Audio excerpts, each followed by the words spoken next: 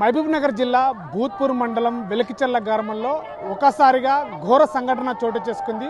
ఒకే కుటుంబానికి చెందినటువంటి తల్లి, ఇద్దరు పిల్లలు బలవన్మరణానికి పాల్పడిన ఘటన గ్రామంలో విషాద ఛాయలు అలుముకున్నాయి.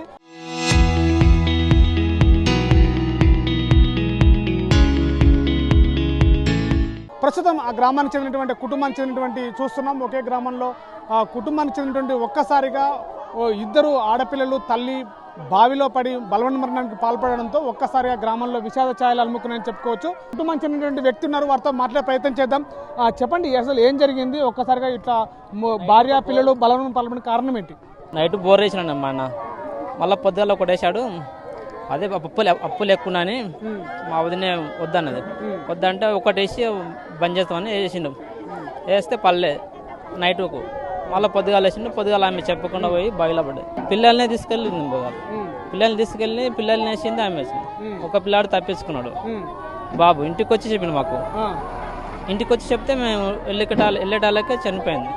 బావిలో దుంకి తీసినాం. అంటే బావిలో బోర్ వేయడం ఎప్పుడు వేశారు? మొదటి బోర్ ఎప్పుడు వేశారు? రెండో బోర్ ఎప్పుడు వేయడానికి ప్రయత్నం చేశారు? ఫస్ట్ బోరు నైట్ వేశారు సార్. రెండో బోరు ఉదయం పొద్దుగాల. ఫస్ట్ బోర్లో వాటర్ పడ్డాయా? రాలేదు సార్, పడలే.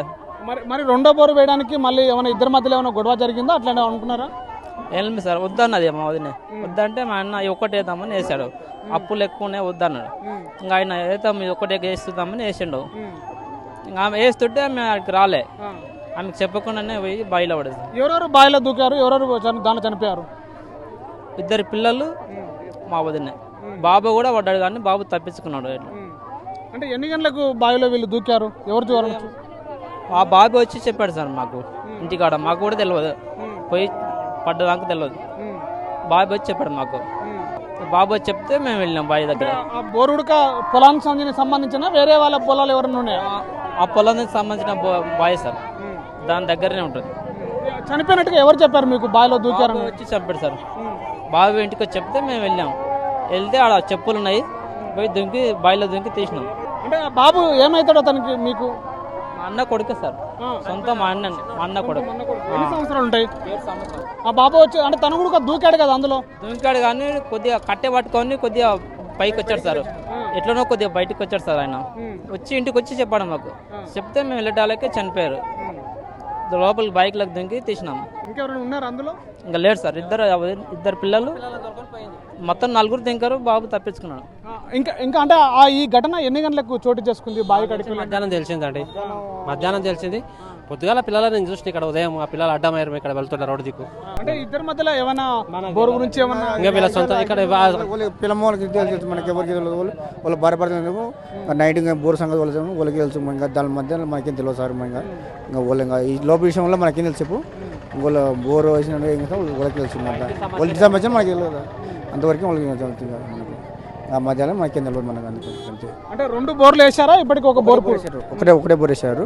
ఇంకా బోర్ వేయనిక అడిగినట్ట. అడిగితే ఇంకేం చూద్దాం తర్వాత చూద్దాం అన్నారంట. ఇంకా దానిలో ఇంకా ఏమనుకుంటే మొత్తంగా ఇంకా అయిపోయింట. ఇంటికి వచ్చి వచ్చిన ఇంకా దానిలో ఇంకా తెలియదు మనకు. ఇంకంతే మనకు తెలియదు.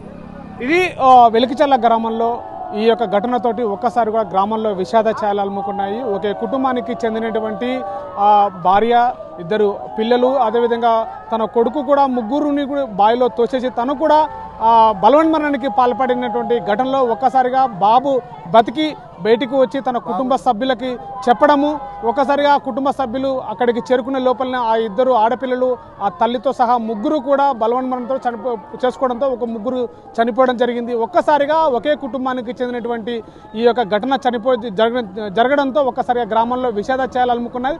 దీనికి అంతటి కూడా కారణము ఇంట్లో తన యొక్క భర్త బోరు వేశాడు. బోరు వేసిన తర్వాత నీళ్లు పడకపోవడంతో మరో బోరు వేయడానికి భర్త సిద్ధం కావడంతో ఇద్దరి మధ్యన వాగ్వాదం జరిగింది. వద్దని చెప్పేసి భార్య వాదించడంతో ఒక్కసారిగా చెప్పిన మాట వినలేదని చెప్పేసి కూడా భార్య తన పిల్లలతోటి బలవన్మరణానికి పాల్పడడంతో ఒక్కసారిగా గ్రామంలో విషాద ఛాయలు అలుముకున్నటువంటి పరిస్థితి. కెమెరా పర్సన్ నర్సింగ్తో శివాజీ, RTV, మహబూబ్నగర్ జిల్లా. చరిత్ర సృష్టించినోడు ఇప్పుడు ఆ చరిత్రని తిరగరాయబోతున్నాడు.